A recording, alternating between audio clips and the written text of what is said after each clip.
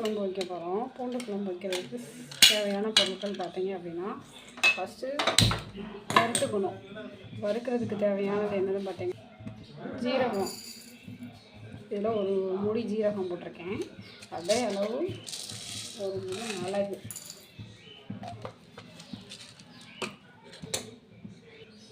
கொஞ்சோண்டு நம்ம சாப்பாட்டு அரிசி கொஞ்சம் போட்டிருக்கேன். இப்போ நல்லா பொரிய விடணும்.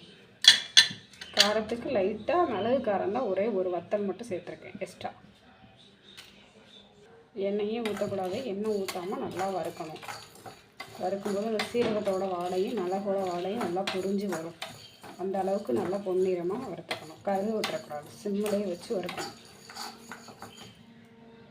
இது பூண்டு குழம்பு மருந்துக்கு நல்லாயிருக்கும். அதாவது குழந்தை பெற்றவங்களுக்கு, பேர் காலத்துக்கு, இடுப்பு வலிக்கு, குறுக்கு வலிக்கு எல்லா பேத்துக்கும் இது சாப்பிட்டா ரொம்ப நல்லாயிருக்கும். நார்மலாக அந்த பெண்களுக்கு அடிக்கடி இடுப்பு வலி, குறுக்கு வலின்றதுக்கெலாம் கொஞ்சம் நல்லாயிருக்கும் அந்த குழம்பு.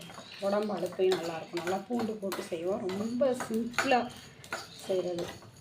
வறுக்கையிலே நல்லா உங்களுக்கு வாசனை வரும். நல்லா அந்த வாசனை வர வரையும் எடுத்துக்கோங்க. கருப்பிடக்கூடாது. கருப்பு ஆயிடுச்சு அப்படின்னா உங்களுக்கு கசப்புத்தன்மை வந்துடும்.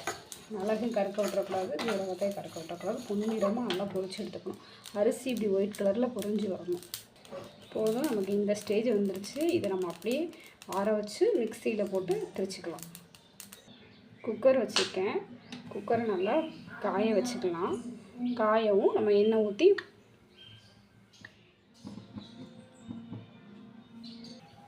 சட்டி சூடாயிடுச்சு. நம்ம எண்ணெய் ஊற்றிக்கலாம்.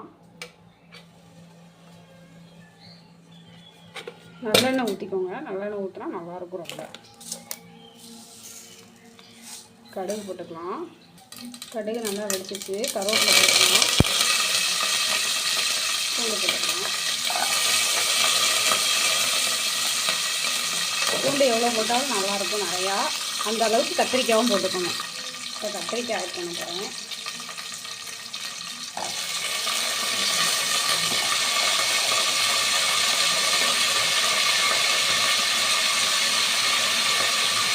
கொஞ்சம் லைட்டாக வத்தல் போட்டுக்கலாம். நல்லா வதக்கியாச்சு. இப்போ நம்ம மசாலாவை, அரைச்ச மசாலாவை ஆட் பண்ணிக்கலாம். நம்ம ஜீரகம், மிளகு, அரிசி வறுக்க வச்சுருந்தோம் இல்லையா, அதை அப்படியே ஆட் பண்ணிக்கிறேன்.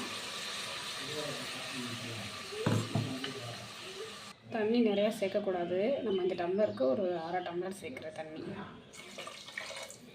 ஏன்னா அப்புறம் நமக்கு தண்ணியாக ஆயிடும். நம்ம கிரேவி பதத்துக்கு வரணும். அதனால் தண்ணி சேர்க்கக்கூடாது. லைட்டாக மஞ்சள் பொடி போட்டுக்கலாம்.